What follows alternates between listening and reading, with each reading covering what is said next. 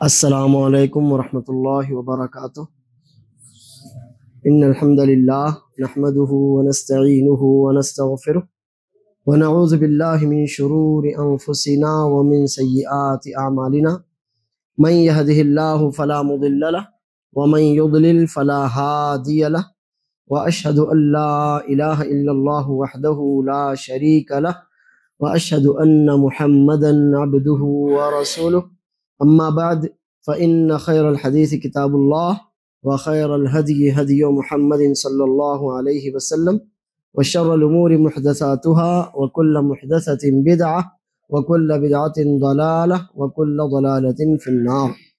محترم حاضرین، الحمدللہ ہم یہ باب مکمل کر چکے ہیں، چیپٹر باب ما جاء فی ان بعض هذه الامة يعبد الاوثان۔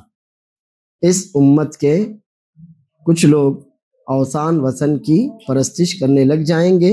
اللہ کے فضل سے ہم یہ چیپٹر مکمل کر چکے ہیں اور اللہ عز و جل سے مدد مانگتے ہیں کہ ہمیں ایسے لوگوں سے اللہ محفوظ رکھے، ہمیں اپنے دین پر، اپنے ایمان پر اللہ تعالی ثابت قدم رکھے، اللہ عز و جل ہمیں حقیقی معنوں میں موحد بنائے، اسی پر اللہ عز و جل ہمیں دنیا اور آخرت عطا فرمائے، آمین۔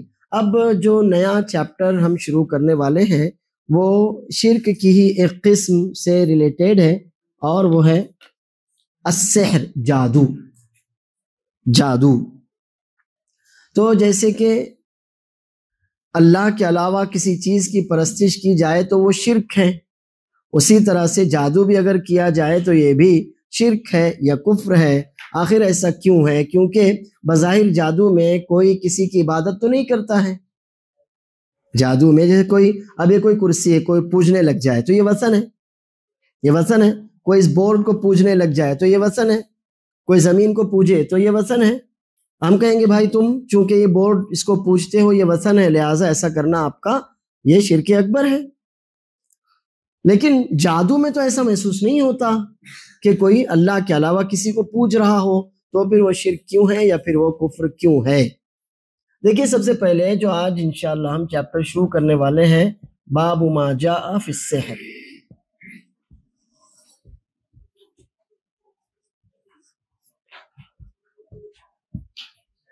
السحر، جادو، اسی سے ملتا جلتا ایک اور لفظ ہے، اس کو بھی ذہن میں رکھیے ہمیشہ، اور وہ ہے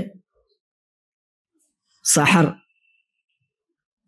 نجیناہم بسحر، سین پر زبر ہے، ہا پر زبر ہے، سحر۔ اسی سے ہم صبح کا جو وقت ہوتا ہے فجر سے بالکل پہلے کا، فجر کی اذان جو اول وقت میں ہوتی ہے الحمدللہ، اس سے پہلے کا جو وقت ہوتا ہے اس کو کون سا وقت کہتے ہیں؟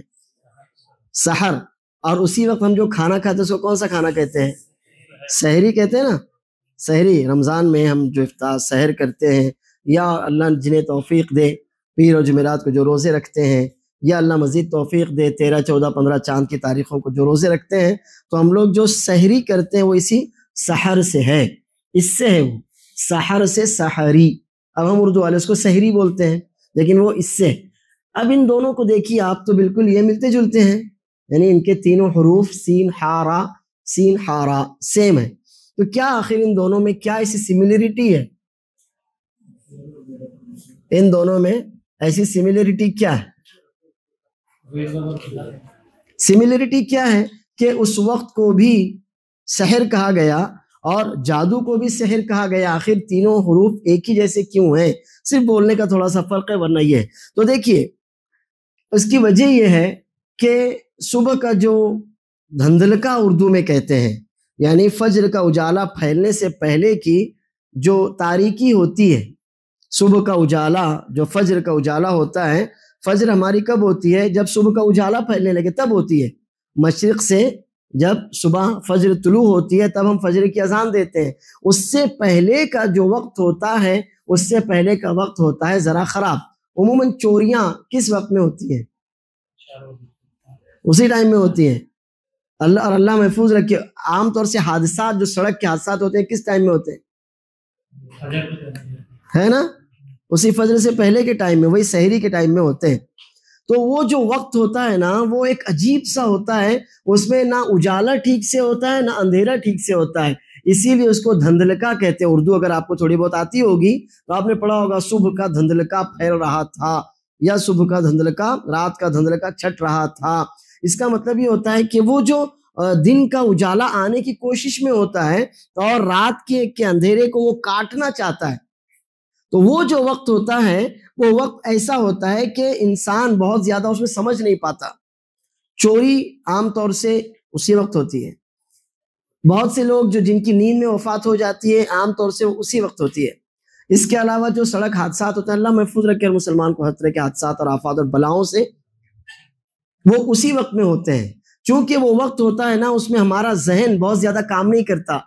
آخر ہم نے کبھی سوچنا چاہیے کہ اللہ کے رسول صلی اللہ علیہ وسلم رات میں جلدی کیوں سوتے تھے اور صبح کو جلدی کیوں اٹھتے تھے؟ ہوتا یہ ہے کہ اب جیسے عشاء کے فوراً بعد ہماری شریعت ہم سے کہتے ہیں کہ بھائی سو جاؤ، کام دھندے سے نپٹو، عشاء پڑھو، جاؤ سو جاؤ، سوائے یہ کہ آپ علمی کام میں ہو، جیسے آپ کہیں گے شیخ نے کہا جاؤ سو جاؤ تو آپ درس میں نہیں آئیں گے۔ نہیں، یہ تو علمی کام ہے، اس کو تو ہم کو کرنا ہے انشاءاللہ۔ یہ تو علم ہے، دین کا علم، اللہ کے کلام، اللہ کے رسول صلی اللہ علیہ وسلم کے حدیث کو سیکھنا، یہ تو فرض سمجھیے اپنے اوپر۔ لیکن کیا کہتی ہے ہماری شریعت کہ آپ کو کوئی کام نہیں ہے نا، جاؤ بھائی اپنے گھروں کو جاؤ، عشاء پڑھو، نکلو، جاؤ سو جاؤ، بلا وجہ جاگو مت، ادھر ادھر گھومو مت۔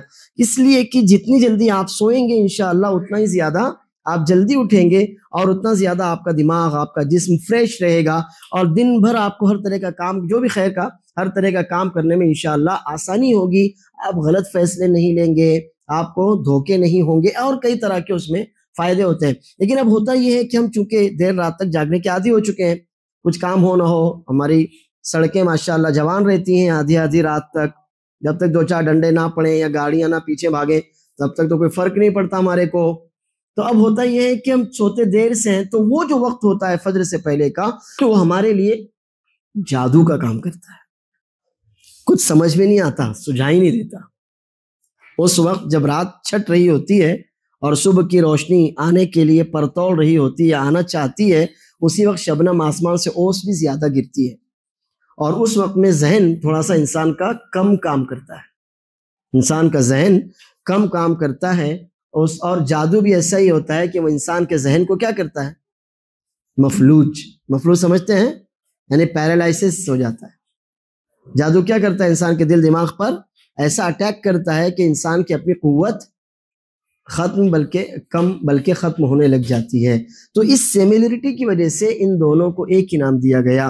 سحر یعنی جادو، جو انسان کے دل دماغ، انسان کے ارادے، انسان کے حواس پر قابو کرتا ہے اور اسے کم بلکہ ختم کر دیتا ہے۔ انسان سمجھ ہی نہیں پاتا وہ کر کیا رہا ہے، انسان کی سمجھ میں نہیں آتا وہ کر کیا رہا ہے، اسے کیا فیصلہ کرنا چاہیے، کیسے فیصلے وہ کرے تو مناسب ہوگا، جادو کی وجہ سے اس کو سمجھ نہیں آتا۔ اور یہی حال سحر کا جو وقت ہے اس وقت بھی ہوتا ہے۔ سمجھ میں آیا فرق؟ اس وجہ سے ان دونوں میں اس سملرٹی کی وجہ سے جادو کو سحر کہتے ہیں اور اس وقت کو سحر کہتے ہیں، جو دونوں میں ہمیشہ یہ الفاظ ذہن میں رکھیے، سحر اور سحر۔ اب ہم کو جو انشاءاللہ چیپٹر پڑھنا ہے وہ ہے باب ما جاء فی السحر، جادو کا بیان۔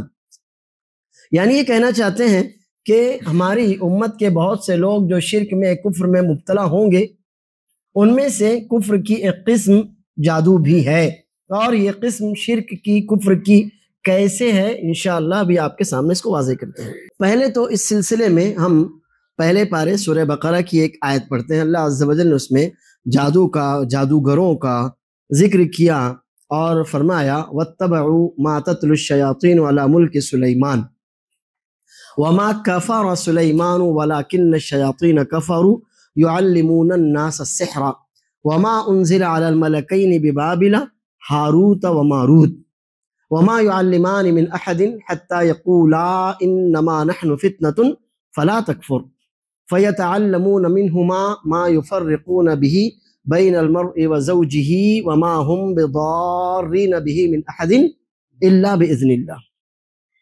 وَيَتَعَلَّمُونَ مَا يَضُرُّهُمْ وَلَا يَنْفَعُهُمْ وَلَقَدْ عَلِمُوا لَمَنِ اشْتَرَاهُ مَا لَهُ فِي الْآخِرَةِ مِنْ خَلَاقٍ وَلَبِئْسَ مَا شَرَوْا بِهِ أَنفُسَهُمْ لَوْ كَانُوا يَعْلَمُونَ۔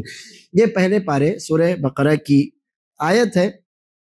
جس میں اللہ عز و جل نے یہود کی ایک بڑی برائی کا ذکر کیا، اور اللہ نے یہ بتایا کہ سلیمان علیہ السلام کی بادشاہت میں جو ان کے تحت بہت سے جنات تھے، بہت سے جنات کو انہوں نے قید کر رکھا تھا، ان جنات کا کام ہی یہ تھا جادو کرنا کرانا، اور اسی وجہ سے سلیمان علیہ السلام نے ان کو قید کیا تھا، اور لوگوں نے اس پر کہانیاں من گھڑت قصے کہانیاں یہ لوگوں نے بنا رکھی ہیں کہ سلیمان علیہ السلام کی جو حکومتیں تھیں دراصل ان کو اللہ نے کئی چیزوں پر حکومت دی تھی۔ آپ نے سنا ہوگا چیونٹی والا واقعہ، آپ نے سنا ہوگا ہدہد والا واقعہ۔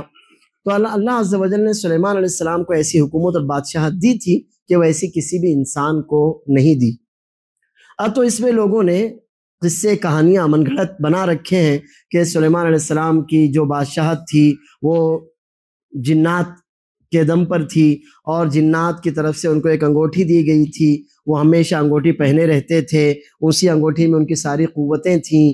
پھر ایک بار وہ کچھ غافل ہوئے تو شیطان ان کی انگوٹھی چرا لے گیا، اس کی وجہ سے ان کی بادشاہت بھی زائل ہو گئی۔ ایسے قصے کہانیاں آپ نے کبھی سنے یا پڑھے ہوں گے تو جان لیجئے سب بیکار کی باتیں ہیں، یہود کی پھیلائی ہوئی باتیں ہیں۔ اسی لیے اللہ نے فرمایا، آگے ابھی ہم آیت میں دیکھیں گے، وَمَا كَفَرَ سُلَيْمَانُ وَلَكِنَّ الشَّيَاطِينَ كَفَرُوا۔ تو دراصل یہود نے جو من گھڑت قصے کہانیاں پھیلا رکھے تھے سلیمان علیہ السلام کو اور ان کی بادشاہت کو لے کر، اللہ نے اس کو صاف طور سے اس کا رد کر دیا، اس کی تردید کر دی۔ تو اللہ نے بتایا کہ یہودی ہے نا، کہ سلیمان علیہ السلام جس وقت حکمران تھے، جس وقت ان کی بادشاہت تھی، اس وقت شیاطین جو جادو کرتے کراتے تھے، تو یہ یہودی انہی ساری باتوں کے پیچھے لگے ہوئے ہیں۔ یہودیوں کا پورا جو کچھ زور ہے وہ اسی جادو کے دم پر ہے، وہی سیکھتے سکھاتے کرتے اور کراتے ہیں۔ اللہ نے بتایا وما کفر سلیمان، یعنی سلیمان نے کفر نہیں کیا۔ کیا مطلب؟ سلیمان نے جادو نہیں کیا، یعنی سلیمان علیہ السلام کی بادشاہت جادو کے دم پر نہ تھی، بلکہ وہ اللہ عز و جل کا ایسا انعام تھا جس سے اللہ نے صرف سلیمان علیہ السلام کو نوازا، کیونکہ انہوں نے دعا مانگی تھی، رب هب لی ملکا لا ينبغی لأحد من بعدی انک انت الوہاب۔ اے اللہ، اے میرے رب، تو مجھے ایسی بادشاہت دے کہ جو میرے بعد تیرے کسی بندے کو تو نہ دے، اور یقیناً تو سب کچھ عطا کرنے والا ہے، وہاب ہے۔ انہوں نے یہ دعا مانگی تھی، اللہ عز و جل نے دعا قبول کی، اس لیے سلیمان علیہ السلام کو جو کچھ دیا گیا اللہ نے اپنے فضل اور اپنے کرم سے ان کو دیا تھا۔ تو اللہ نے بتایا کہ یہودی جو قصے کہانیاں پھیلا رہے لوگوں میں کہ سلیمان کی بادشاہ صرف جادو کے دم پر تھی، ایسا کچھ نہیں ہے۔ وَمَا كَفَرَ سُلَيْمَانُ وَلَكِنَّ الشَّيَاطِينَ كَفَرُوا۔ اب اگر الفاظ ہونے چاہیے تھے وَمَا سَحَرَ سُلَيْمَانُ وَلَكِنَّ الشَّيَاطِينَ سَحَرُوا، کہ سلیمان نے جادو نہیں کیا بلکہ ان شیاطین نے، ان خبیث جنات نے جادو کیا تھا۔ لیکن اللہ نے کیا کہا؟ کفارہ۔ تو اس سے دو باتیں سمجھ میں آئی کہ جادو جس کو تم نبی کی طرف منسوب کر رہے ہو اس کا کرنا کرانا کیا ہے؟ کفر۔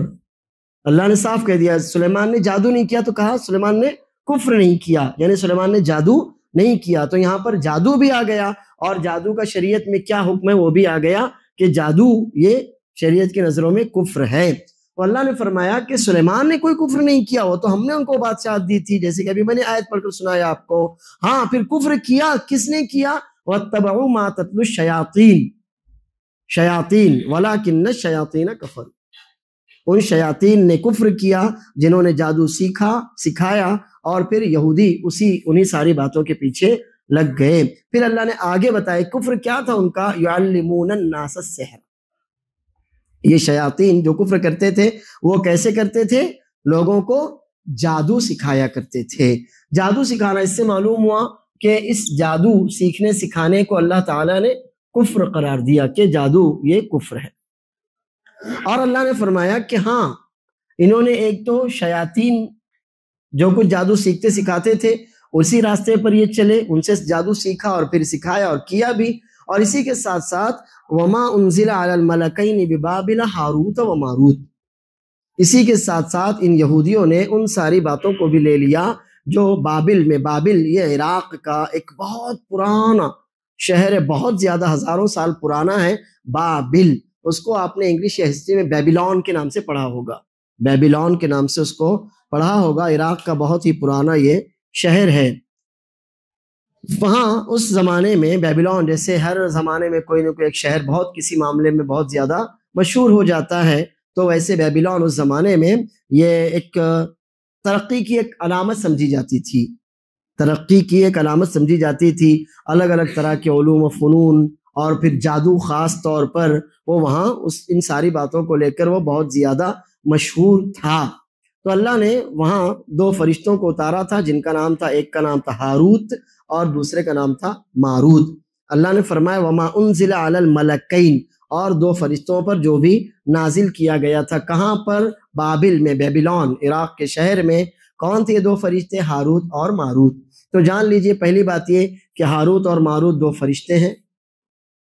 دوسری بات یہ کہ وہ انسان نہیں ہیں، لہٰذا جب فرشتے ہوئے تو فرشتے اللہ تعالیٰ کی نافرمانی نہیں کرتے۔ لا یعصون اللہ ما امرہم ویفعلون ما یؤمرون، فرشتے اللہ کی نافرمانی ہرگز بھی نہیں کرتے، اللہ نے جس کام کا انہیں حکم دیا وہ اس کام میں لگ جاتے ہیں۔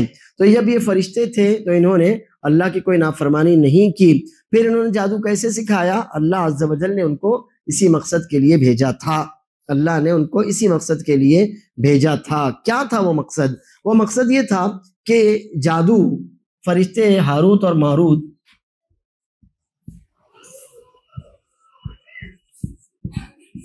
یہ جادو کے دم پر جادو کو اچھا کرتے تھے، جادو کرتے نہیں تھے، لیکن کسی کو جادو اگر ہو جاتا تو جادو کے ذریعے اس کو اچھا کرتے۔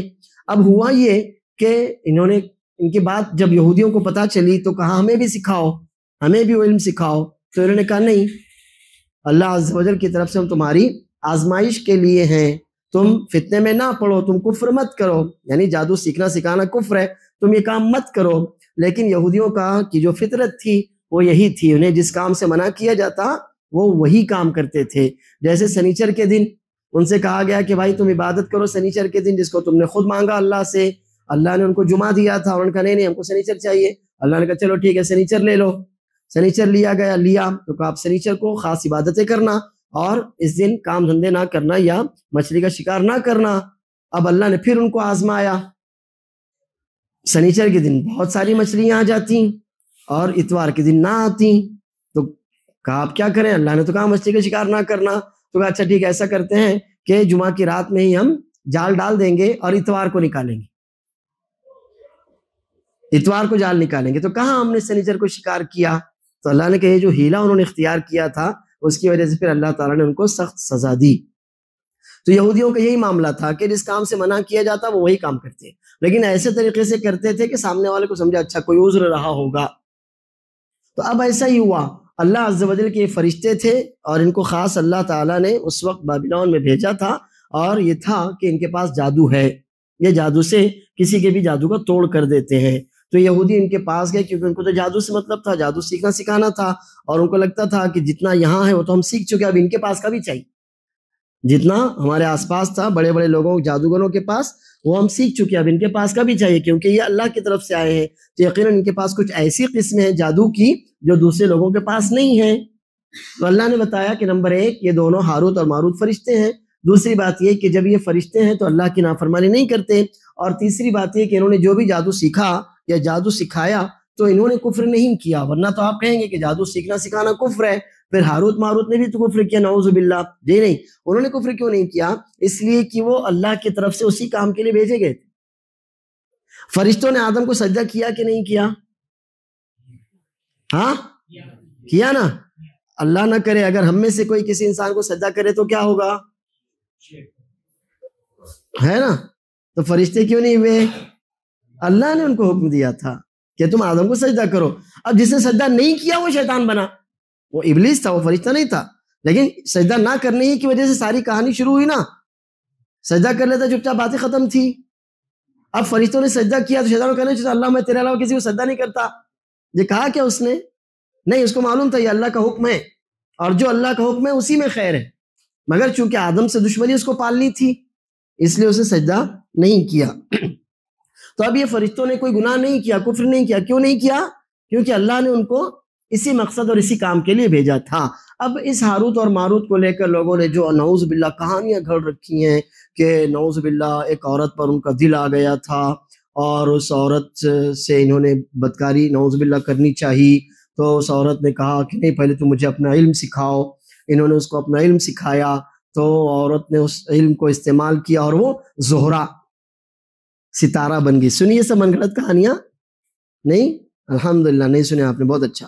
تو یہ کہ وہ زہرہ بن گئی، لیکن اللہ عز و جل ان سے پھر بہت ناراض ہوا کہ آخر تم فرشتے ہو، تم نے ایسا کیوں سوچا؟ تو کہا کہ اللہ تعالیٰ تو نے ہم کو لیکن انسان کے بھیس میں یہاں دنیا میں بھیجا، تو پھر اب انسان کی طرح شہوت ہم کو بھی ہونے لگی۔ اللہ بہت ناراض ہوا اور اللہ نے ان کو کنویں میں الٹا لٹکا دیا، اور اب یہ قیامت تک کنویں میں الٹے لٹکے رہیں گے۔ یہ سب خرافات، من گھڑت قصے کہانیاں ہیں۔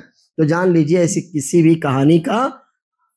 کہانی کی کوئی حقیقت اور سچائی نہیں ہے۔ بس اتنا ہے، اللہ نے بتایا 2 فرشتے تھے، فرشتے اللہ کی نافرمانی نہیں کرتے، اللہ نے ان کو اسی مقصد سے دنیا میں بھیجا تھا، خاص طور پر بنو اسرائیل یعنی یہود کی آزمائش کے لیے۔ تو اللہ عز و جل فرماتا ہے کہ وما انزل علی الملکین ببابل ہاروت و ماروت، اور اسی طرح ان یہودیوں نے ان ساری باتوں کو بھی اپنے ساتھ لیا، ان کے پیچھے چلے، ان کو سیکھا سکھایا جو بابل میں ہاروت اور ماروت 2 فرشتوں پر وہ ساری باتیں جو اتاری گئی تھی اللہ کی طرف سے۔ کیا کرتے تھے یہ دونوں فرشتے؟ کیا ہے آگے؟ یعلمون الناس السحر، یہ لوگوں کو جادو سکھاتے تھے۔ لیکن وما يعلمان من احد حتى يقولا انما نحن فتنة فلا تكفر، وہ کسی بھی شخص کو نہیں سکھاتے تھے جادو، بلکہ پہلے ہی کہہ دیتے تھے کہ دیکھو ہم اللہ کی طرف سے تمہاری آزمائش ہیں، اللہ آزمانا چاہتا ہے کہ کیا تم ہمارے پاس آ کر جادو سیکھتے ہو یا نہیں۔ اگر نہیں سیکھتے تو کامیاب ہو جاتے ہو، اور اگر سیکھتے ہو تو ہم تو ہیں اس کام کے لیے، مگر یہ کہ پھر تم کافر ہو جاؤ گے۔ تو یہودی سیکھتے تھے، اور فرشتے کیا کہتے تھے؟ فلا تکفر، یہ نہیں کہتے تھے فلا تتعلم، مت سیکھو نہیں کہتے تھے، کیا کہتے تھے؟ سیدھا سیدھا فلا تکفر، کفر مت کرو، یعنی ان کو بتا دیتے تھے کہ جادو کفر ہے، جادو سیکھنا اور سکھانا کفر ہے، لہٰذا تم کفر مت کرو، ہم سے جادو مت سیکھو۔ لیکن اب معلوم تھا کہ اللہ کی طرف سے آزمائش ہے اور یہ کفر ہے اگر کوئی کرے، لیکن اس کے باوجود دنیا کی ہوڑ، دنیا پرستی اور دنیا کی ان ساری چیزوں میں اپنے آپ کو ممتاز اور دوسروں سے اونچا بتانا، یہ کئی باتیں تھیں، اس لیے وہ جادو سیکھ لیتے۔ اور اللہ نے فرمایا کیا سیکھتے تھے؟ ما یضرہم ولا ینفعہم، ایسا علم سیکھتے تھے جس سے کوئی فائدہ نہیں ہوتا، نہ ان کو نہ کسی کو، بلکہ صرف نقصان ہی ہوتا تھا۔ اور کرتے کیا تھے وہ جادو کے ذریعے سے؟ جادو کے ذریعے یفرقان بہ بین المرء وزوجہ، وہ ایسا جادو کئی طرح کا ہوتا تھا، لیکن اللہ نے ایک ہی اس کی قسم ذکر کی کہ جس جادو کے ذریعے وہ شوہر اور بیوی میں جدائی ڈال دیتے تھے۔ تو حالانکہ جادو اس کے علاوہ کئی اور مقاصد کے لیے ہوتا ہے، لیکن اللہ نے ایک ہی مقصد ذکر کیا، کیونکہ ہر مقصد تو ذکر نہیں کیا جا سکتا تھا، ورنہ قرآن تو اسی بات سے بھر جاتا کسی کا کیا مقصد ہو۔ ایک مقصد اللہ نے بتایا کہ کیا تھا، وہ شوہر اور بیوی میں جدائی ڈال دینا، کیونکہ یہ بڑا مقصد ہوتا ہے۔ آپ نے بھی شاید کبھی دیکھا یا سنا ہوگا کہ خاص طور پر جادو کئی طرح کا ہوتا ہے، معاشرے میں بھی اللہ محفوظ رکھے، مگر ایک بڑی برائی جس کے لیے جادو کیا جاتا ہے وہ یہی ہے کہ کسی لڑکی کی شادی نہ ہو، کسی لڑکے کو لڑکی نہ ملے، یا اس کو اولاد نہ ہو، یا میاں بیوی کے درمیان جدائی ہو جائے، یہ ساری باتیں ہوتی ہیں۔ ایک بڑا جادوگروں کا بڑا برا کام جو ہے وہ یہ حرکت بھی ہے۔ تو اللہ عز و جل نے خاص طور پر اس کو ذکر کیا، کیونکہ میاں بیوی میں جدائی دراصل یہ پورے سماج کو اپنی لپیٹ میں لے لیتی ہے۔ جیسے نکاح کے بندھن سے 2 خاندان مل جاتے ہیں، ایسے اللہ نہ کرے طلاق کی وجہ سے 2 خاندان ٹوٹ جاتے ہیں۔ اور جب تک نکاح نہیں ہوا تھا کوئی مسئلہ نہیں تھا، کوئی تعارف بھی نہیں تھا، لیکن جب نکاح ہوا تو تعارف بھی ہوا، رشتہ داری بھی ہوئی، محبتیں بھی ہوئیں، اور پھر جب اللہ نہ کرے رشتہ ٹوٹا تو جو محبت تھی وہ سب دشمنی، نفرت اور بغض میں بدل گئی، اور چلیے تو جس کا جو ہونا تھا وہ ہوا۔ لیکن اگر بچے ہیں تو پھر اب ان بچوں کا کیا؟ شوہر کہتا ہے میرے، بیوی کہتی میری، وہ لڑتے رہتے بیچارے دونوں، بچے تو یتیمی کی طرح زندگی کیسے تیسے گزار لیتے ہیں۔ تو ہر طرح سے چونکہ اس میں پورے سماج کا نقصان ہوتا ہے، اس لیے اللہ تعالیٰ نے خاص طور پر اس ایک بڑے برے مقصد کا ذکر کیا، ورنہ جادو تو اور بھی کئی، نعوذ باللہ، کئی کاموں کے لیے اللہ ہم سب کو محفوظ رکھے کیا جا سکتا ہے۔ تو اللہ نے فرمایا یہ سب جادو جو کرتے کراتے تھے، سیکھتے سکھاتے تھے، اس کے جو کچھ آپ ایک جملے میں جاننا چاہیں تو ما یضرہم ولا ینفعہم، بس ایک جملے میں اس کا جواب یہ ہے کہ صرف ان کو اس سے نقصان ہی ہوتا اور کسی طرح کا کوئی فائدہ، کوئی بھلا نہیں ہوتا۔ اور آپ جان لیجئے کہ جادو اللہ عز و جل نے جب ایک جملے میں بات کہہ دی یضرہم ولا ینفعہم، تو جان لیجئے کہ وہ اس سے نقصان ہی ہونے والا ہے۔ کوئی آدمی اگر کوئی آدمی کسی بھی پر بھی جادو کرتا یا کراتا ہے تو آپ دیکھ لیجئے کہ جس کا جو نقصان ہونا تھا وہ تو اللہ نے لکھا تھا، تو ہوگا، نہیں لکھا نہیں ہوگا۔ لیکن یہ جو کرانے والا ہے نا، اس کو بھی کبھی سکون نہیں ملتا۔ جو جادو کرانے والا ہوتا ہے نا، اس کو بھی کبھی چین نہیں ملتا۔ مثلا مان لیتے ہیں کہ کسی لڑکی پر جادو یہ ہوا کہ اس کو کوئی رشتہ نہ آئے، میں ہی رشتہ بھیجوں۔ اب اس کا تو جو ہونا ہے وہ ہوگا، لیکن اس کا بھی یا تو رشتہ نہیں ہو پاتا، اور اگر ہو تو ٹوٹ جاتا ہے۔ دونوں سکھی کبھی نہیں رہ سکتے، اللہ محفوظ و معمون رکھے۔ تو اللہ نے کہا کہ نقصان ہی ہے اس میں، جادو کرنے کرانے سیکھنے سکھانے میں خالص نقصان ہی ہے، اس میں کسی کا بھی کوئی بھلا نہیں ہے۔ بہت سی دفعہ آدمی یہ سوچتا ہے کہ اس کا کاروبار پھل پھول رہا ہے، اس کا کاروبار پھل پھول رہا ہے، اس کے اوپر میں جادو کرا دوں۔ تو اب جس نے جادو کرا دیا اس کا جو نقصان اللہ نے لکھا تھا اتنا ہی ہوگا، لیکن اس کا کوئی بھلا نہیں ہوتا۔ یہ کبھی بھی اس کو گرا کر اوپر نہیں اٹھ سکتا کہ اس کا کاروبار لاکھوں میں تھا تو میرا کاروبار، ایسا نہیں ہو ہی نہیں سکتا۔ نقصان ہی ہے جادو کا بھی جادوگر کا بھی۔ اس تو ہوا وہ نقصان جو سمجھ میں آتا ہے۔ اس کے علاوہ جو نقصان ہوتا ہے وہ یہ ہوتا ہے کہ کسی کو بھی پتا چلے کہ کوئی آدمی اس طرح کا ہے تو لوگ کیا کرتے ہیں، پھر اس سے دور ہونا شروع ہو جاتے ہیں۔ تو جو کچھ ایک عزت تھی یا ایک وقار تھا یا رشتہ داری تھی، سب اس سے دور ہونا شروع ہو جاتے ہیں۔ تو معاشرے میں اب اس کی عزت اور اس کا مقام بھی کم ہونے لگتا ہے۔ جہاں لوگوں کی محبت ملنی چاہیے تھی، اب لوگ اس سے تھوڑا ڈرتے بھی ہیں اور اس سے سائڈ ہونا شروع ہو جاتے ہیں۔ تو جادو کا ہر طرح کا حال مستقبل میں حصی معنوی نقصان ہی انسان کو ہوتا ہے۔ تو اللہ نے ایک جملے میں کہا یہ فَيَتَعَلَّمُونَ مِنْهُمَا مَا يُفَرِّقُونَ بِهِ بَيْنَ الْمَرْءِ وَزَوْجِهِ وَمَا هُمْ بِضَارِّينَ بِهِ مِنْ أَحَدٍ إِلَّا بِإِذْنِ اللَّهِ وَيَتَعَلَّمُونَ مَا يَضُرُّهُمْ وَلَا يَنفَعُهُمْ۔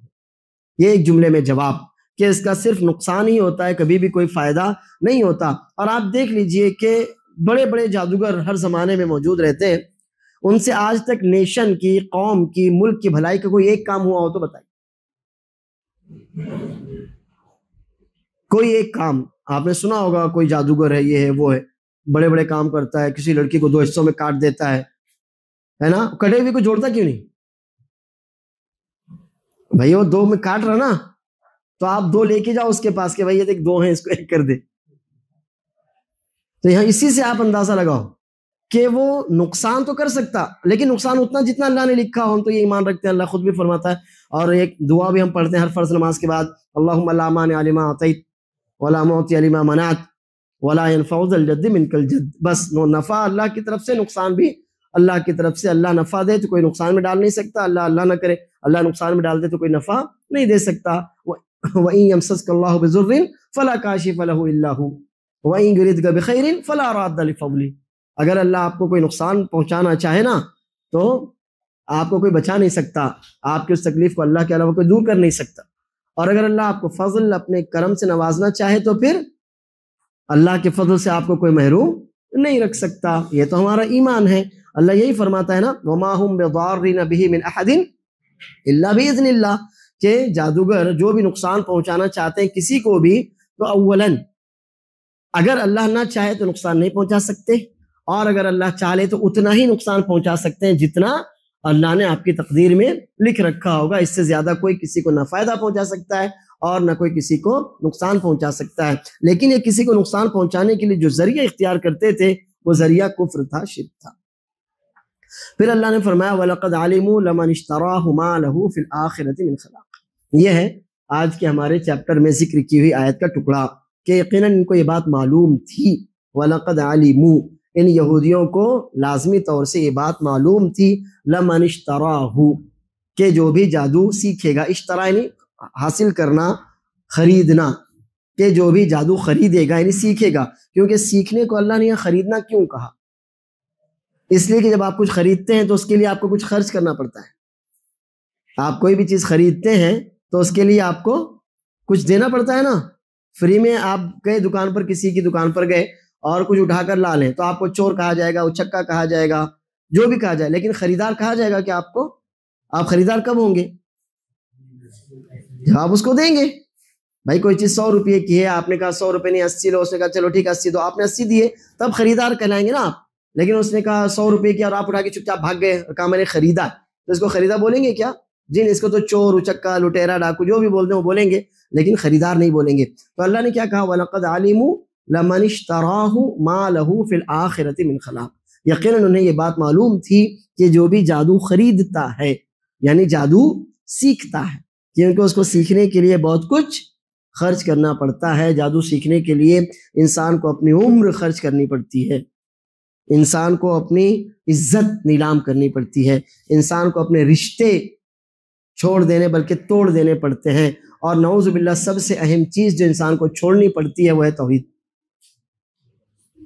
سب سے زیادہ اہم نعمت جو انسان کو چھوڑنی پڑتی ہے وہ ہے توحید، کیونکہ جادو، کوئی بھی جادوگر اس وقت تک وہ جادوگر نہیں بن سکتا جب تک وہ شیطان کی پرستش نہ کرے، اس کی پوجا نہ کرے۔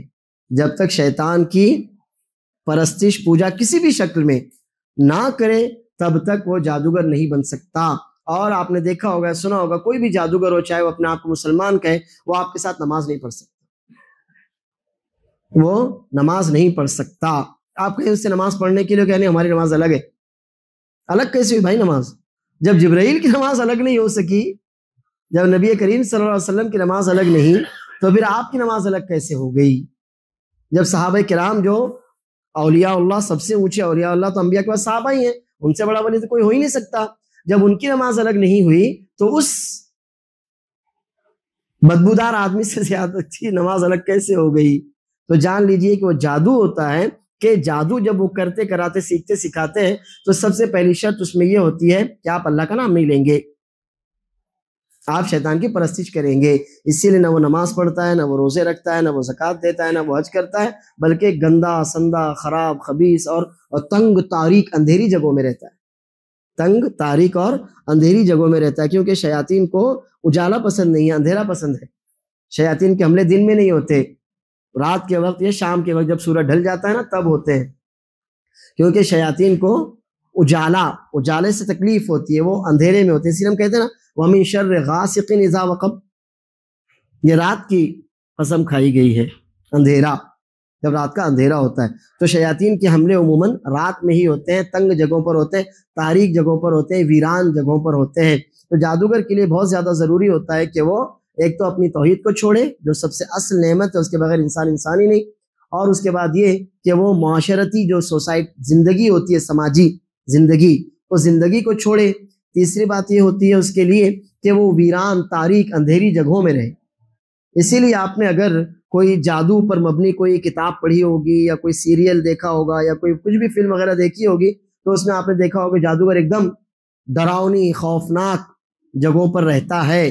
کوئی بھی اگر آپ نے اللہ نہ کرے دیکھا ہو، لیکن اگر دیکھا ہو تو یہ کہ جادوگر کی جو وہ ہے، سب کو معلوم کہ وہ کسی اندھیری خوفناک ویران سنسان ایسی جگہ پر ہوگا جہاں آپ کو جاتے ہوئے بھی خوف آتا ہے۔ تو یہ جادو کے لیے سیکھنے کے لیے ساری چیزیں ضروری ہوتی ہیں۔ اور اس کے بعد یہ ضروری ہوتا ہے وہ یہ ہے کہ آپ نے سنا ہوگا کہ بچے کی بلی دی اس نے کسی، یہ ساری بلی وغیرہ جو ہوتی ہے تو اس کے لیے انسانی خون یا جانوروں کا خون یہ شیاطین کو پسند ہوتا ہے۔ تو یہ ساری جو بڑی بڑی غلطیاں، گناہ اور جرائم ہیں، انہیں کیے بغیر کوئی بھی جادوگر بن ہی نہیں سکتا۔ تو جب ساری گندگیوں کے بعد ایک علم حاصل کر رہا ہو، وہ کسی قوم کے لیے مفید ہو سکتا ہے کیا؟ جس علم کی پوری نیچے سے اوپر تک، جڑ سے لے کر اوپر کی ٹہنی تک ساری کی ساری برائیاں ہی اس کے اندر بھری ہوئی ہو، وہ علم اچھا ہو سکتا ہے؟ نہیں۔ اور جو علم اچھا نہیں ہے وہ آپ کو کوئی فائدہ نہیں دے سکتا۔ اسی لیے اللہ نے فرمایا فَيَتَعَلَّمُونَ مِنْهُمَا مَا يُفَرِّقُونَ بِهِ بَيْنَ الْمَرْءِ وَزَوْجِهِ وَمَا هُمْ بِضَارِّينَ بِهِ مِنْ أَحَدٍ إِلَّا بِإِذْنِ اللَّهِ وَيَتَعَلَّمُونَ مَا يَضُرُّهُمْ وَلَا يَنْفَعُهُمْ۔ صرف نقصان ہی نقصان تھا، ان کو بھی دوسروں کو بھی فائدہ کسی کو بھی نہیں ہوتا تھا، لیکن بس ایک حسد ہوتا ہے کسی کو کسی سے کہ مجھ کو کیوں نہیں ملا، اس کو کیوں مل گیا، یا میرا کیوں نہیں چل رہا، اس کا کیوں چل رہا ہے، ایسی جو بھی حسد ہوتا ہے، اس وجہ سے وہ لوگ جادو کرتے تھے۔ حالانکہ ان کو معلوم تھا، کیا معلوم تھا ان کو؟ حالانکہ انہیں اچھی طرح معلوم تھا کہ جو بھی جادو خریدتا ہے یعنی سیکھتا ہے، نہیں ہوگا اس کے لیے آخرت میں کوئی حصہ۔ جو بھی جادو سیکھتا ہے آخرت میں اس کا کسی بھی طرح کا کوئی بھی حصہ نہیں ہے، کیونکہ آخرت میں کس کا حصہ نہیں ہے؟ اس کو ہم ابھی پڑھ چکے، کفر جو کفر پر مرتا ہے، جو کفر کرتا ہے، کفر پر جس کی موت ہوتی ہے، آخرت میں اس کا کوئی حصہ نہیں ہے۔ تو اللہ عز و جل نے جادو سیکھنے، سکھانے، کرنے، کرانے کو کفر قرار دیا اور بتایا کہ یہ جو بھی یہ کرے، جادو سیکھے، سکھائے، کرے، کرائے، تو آخرت میں اس کا کوئی حصہ نہیں ہے، یعنی آخرت میں اس کو کوئی بھی خیر اللہ کی طرف سے ملنے والا نہیں ہے۔ وَلَبِئْسَ مَا شَرَوْا بِهِ أَنفُسَهُمْ، کتنا برا وہ جادو ہے کہ اس جادو کی خاطر انہوں نے اپنے آپ کا سودا کر لیا، اپنی ساری آخرت جنہوں نے بیچ ڈالی۔ یہ کچھ اسپارک وغیرہ ہو رہا ہے، اللہ برکت دے ہم کو، آپ کو اللہ اپنی امان میں رکھے، حفاظت سے رکھے۔ اللہ نے چاہا تو اگلے ہفتے کمپلیٹ کریں گے۔ السلام علیکم ورحمۃ اللہ وبرکاتہ۔